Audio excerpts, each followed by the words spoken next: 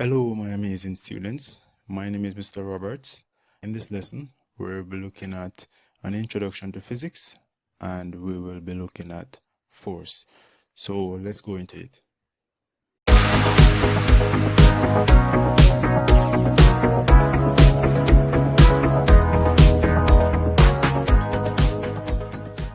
Okay, so let's discuss our objectives of this lesson.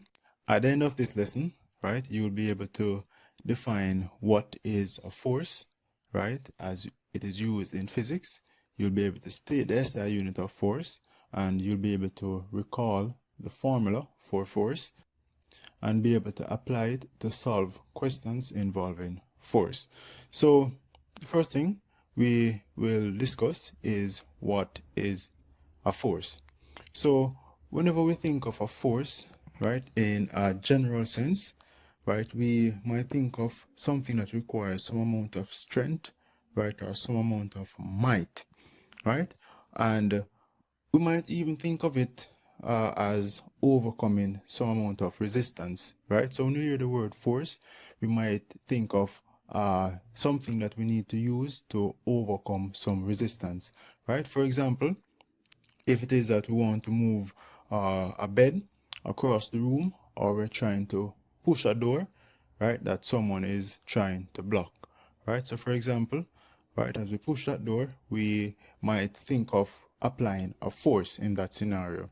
Now, intuitively, these two scenarios describes the action of forces, right? Whenever we think of a force in physics, we're referring to anything that can change an object's position or its physical state. And we will define force right now.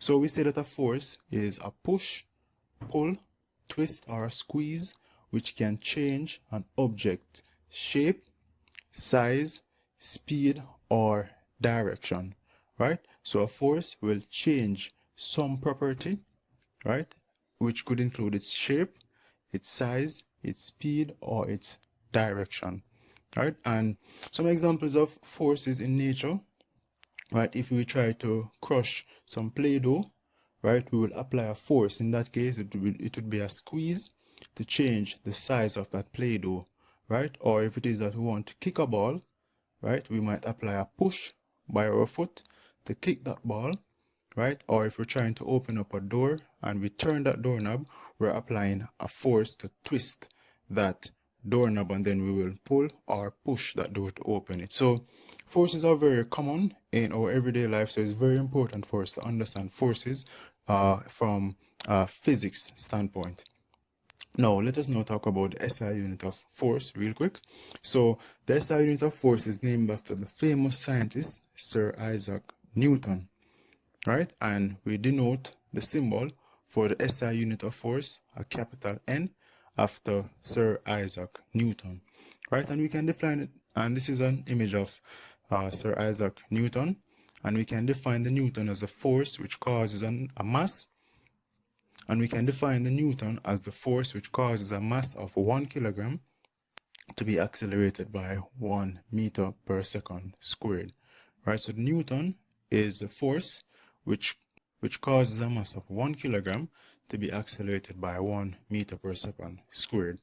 Now, in physics, right, physical quantities are usually denoted a formula, right? And in this case, force is no different, right? So whenever we want to find the force on an object, we can use this formula where we say that the force F is equal to M times A, right? In other words, we're saying that F, which is our force in Newton, is equal to the mass in kilogram multiplied by the acceleration in meter per second squared.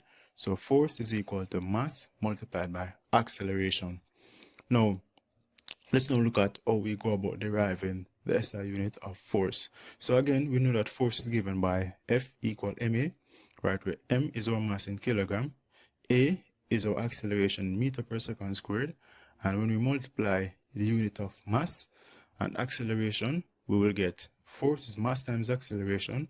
The unit of mass is our kilogram, and the unit of acceleration is the meter per second squared.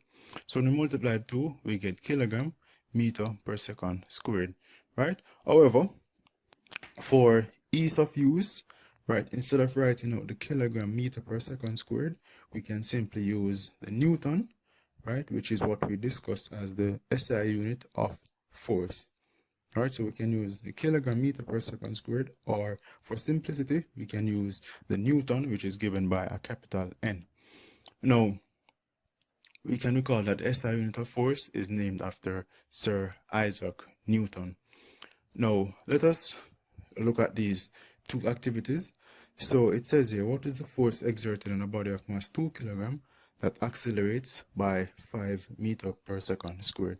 Now, for these activities, right, you can head over to Reach Educational Services, right, and sign up to get access to the solution for these activities. However, you can go ahead, give it a try, and post your answer in the comments below. Second activity says, find the force exerted by a cricket bat that strikes a ball of mass 0.16 kilogram if the ball undergoes an acceleration of 50 meter per second squared. Right, and finally, calculate the mass of an object that experiences an acceleration of 3.25 meters per second squared when a force of 36.5 Newton is applied to it. Alright, so again, let's just quickly recap. So a force is a push, pull, twist, or a squeeze, which can cause an object to change its shape, size, speed, or direction. The SI unit of force is named after the famous scientist Sir Isaac Newton, right? And we can use the formula F equal ma to find the force on a body. So again, this was Mr. Robert. If there are any questions or concerns below, you can post them below and your questions will be answered. Again, Mr. Roberts here. Thank you for watching.